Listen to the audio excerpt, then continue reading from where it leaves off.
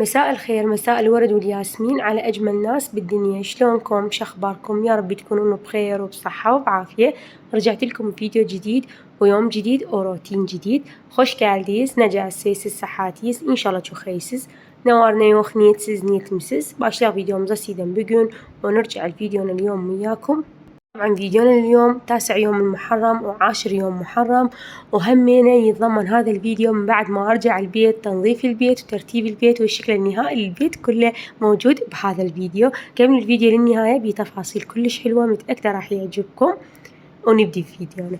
طبعا مثل ما شفتوا هنا بديت وياكم بالفيديو كنا بهذا اليوم طابخين مرقة لبلبي على صدر الدجاج أو على الدجاج. أكو ناس تطبخها على قطع الدجاج وأكو على صدر الدجاج هم عادي. هنا كنا سالقين 15 كيلو لبلبي على الصفحة. من بعدها جبنا صدر دجاج قطعناهم وحمسناه ويا البصل مثل ما قاعد تشوفون هنا قاعدين نحمس، وعلى صفحة قاعد نطبخ 40 كيلو تمن، نفس الشيء نفس كل يومية.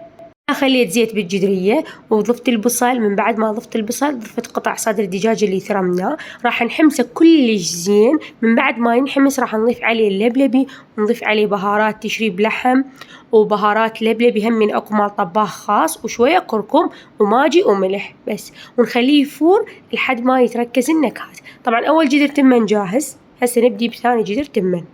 شوفوا هنا عايشينه بس يحمس، نخليه يحمس لحد ما يذبل البصل والصدر الدجاج.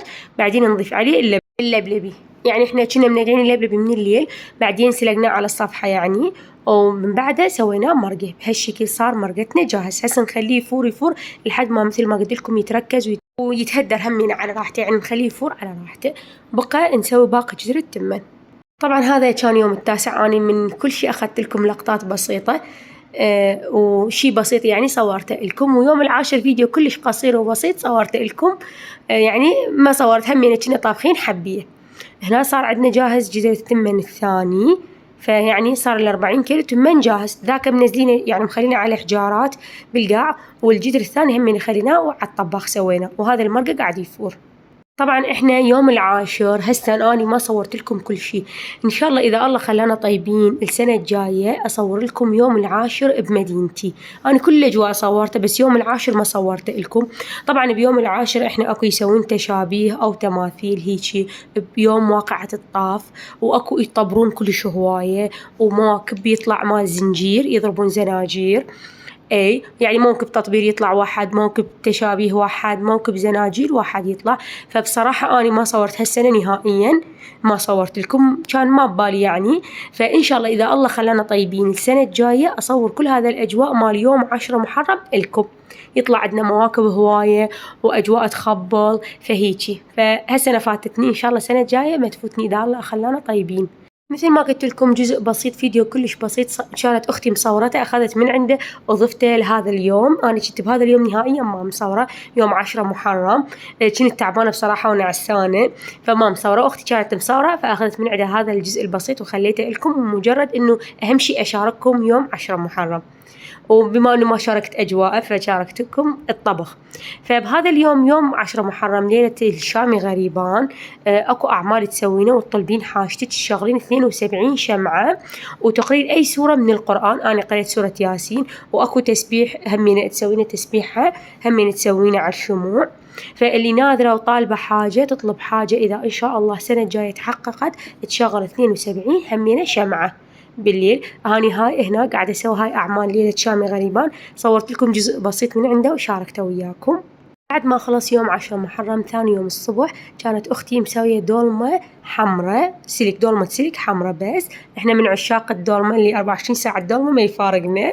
فكانت مسوية دولمة عاشتيتها، كان الطعم خرافي ومخلية جواد دجاج. فصورت جزء بسيط همينة من عنده وشاركته لكم، لأن هذا آخر يوم كان إلنا وياهم. من بعده يوم يومين ونرجع للبيت. وتعالوا أشوف لكم البيت إيش صاير بيه. تعالوا لحقوا الحال مضرغام اللي ماتت من التعب على ما وقفته على حيل. هسه الفيديو راح يثبت لكم إيش صاير بالبيت كان، لأنه عايفته. هذا كان غدانا، سهمنا وسهمكم ألف عافية يا رب. من بعده يوم يومين إحنا نرجع لبيتي، نرجع أبدي بتنظيف البيت، بترتيب البيت، بتعزيل البيت. ما أحكي لكم الدنيا كانت من قلبه بالبيت. هنا يومين يمكن صادف ورا الدومة هيجي ورا العشرة محرم بيومين. 13 محرم، يوم 13 محرم الصبح احنا ب4:30 طلعنا. شوفوا تشوفون الساعة ب4:30 قاعدة أصور. طلعنا 13 يوم المحرم، دفن يوم الدفن احنا نقول عليه. فطلعنا وجينا البغداد. حبيت اخذ لقطات بسيطة واشاركها بهذا اليوم وياكم. انا يوم الدفنة اجيت، اي من بعد ما جيت للبيت ما احكي لكم نمت نومة عميقة. ساعة ب7 وصلنا، انا نمت قعدت ب2 الظهر. من بعد ما قعدت ب2 الظهر كنت جايبة وياي بامية حتى أيبس إلي ولمرت حماية.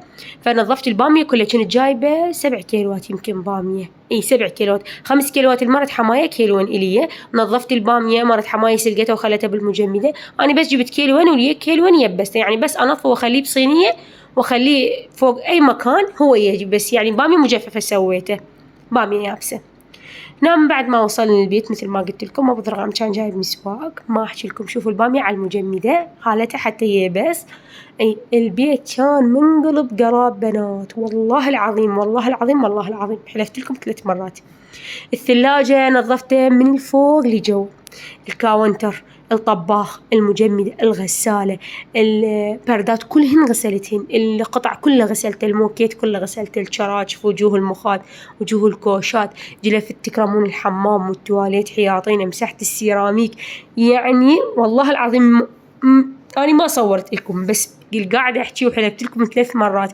البيت كان عبارة عن شيء أسود، ما أعرف إذا تشوفون القطع. هاي القطع كلهن غسلتهن، ما بقيت لقطعة ما مغسولة، ما بقى شي بالبيت ما تنظف، ما بقى شي بالبيت ما نمسح، يعني كل شي نظفت. هسه راح تشوفون الشكل النهائي للبيت وراح تحكمون بين قبل وبعد. دققوا كلش زين، شوفوا القبل وبعدين شوفوا البعد ايش صاير بالبيت. احنا الجو ببغداد ودا نشغل مبردات همينة، عباك المبردات تسحب اسود سواد تصين البيت. يعني صيانة البيت يصير كله عبارة عن اسود اذا استمر المبردات، واذا ما نظفت كل اسبوع مثلا ما مسحت سيراميك او ما مسحت باب او هيك شيء. بس انتو حكموا لي شنو رايكم بالقبل وشنو رايكم بالبعد.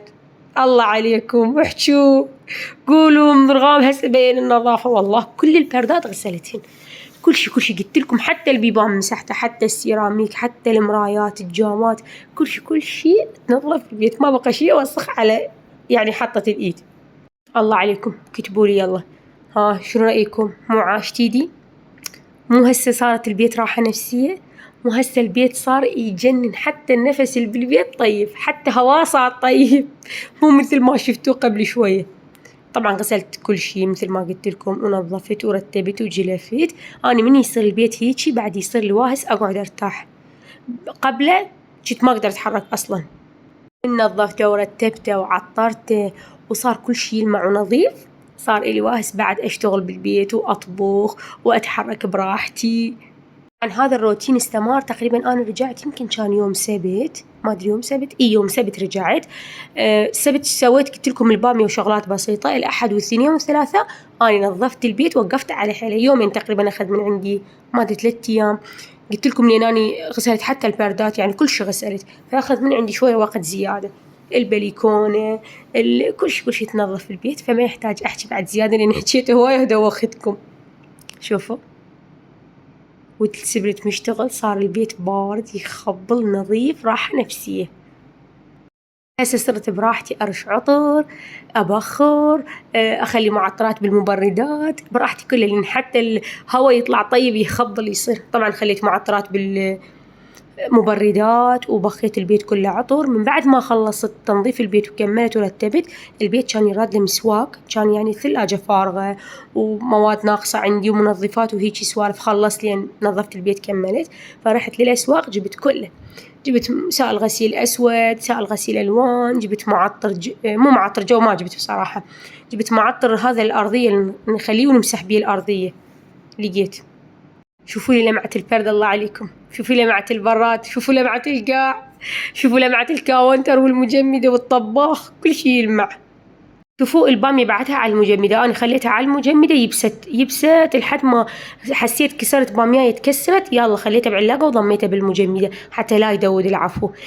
فأنتوا من تشوفون بيليون البامية لا تخلونه أبد بكيس ولا تضمونه، خلوه لحد ما تحسون تلزمون وحدة بيدكم تتكسر يلا خلوه بكيس وخلوه بالمجمدة، لأن إذا بقت ببطنها رطب أو لين فراح تعفن ما راح تنشف وياكم، ما راح تصير يابسة يعني ما تيبس بسرعة، ما تيبس وراح تبقى مدودة وتعفن.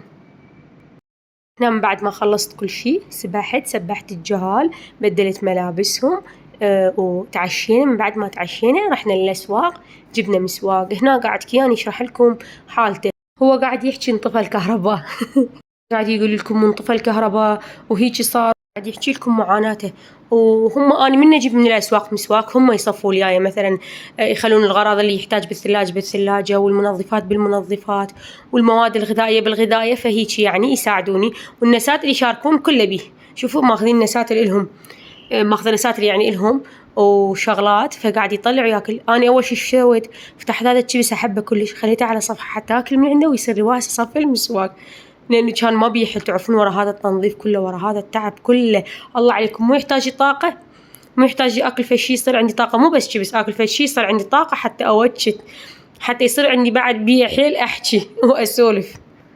إن شاء الله يا ربي حبيتوا الفيديو واستمتعتوا ويانا وكنت خفيفة أطلع عليكم وما تأخرت عليكم بتنزيل الفيديوهات. لهنا أنا أحب أقول لكم أنا وصلت وياكم لنهاية الفيديو. أتمنى يا ربي عجبكم الفيديو وحبيتوا. لا تنسون تخلونا لايك، وإذا كنتم ما مشتركين بالقناة تشتركون بالقناة وتصيرون جزء من عائلتنا الحلوة.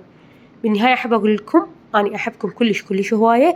انتظروني بفيديو جديد ويوم جديد وروتين جديد، ومع ألف سلامة وباي باي.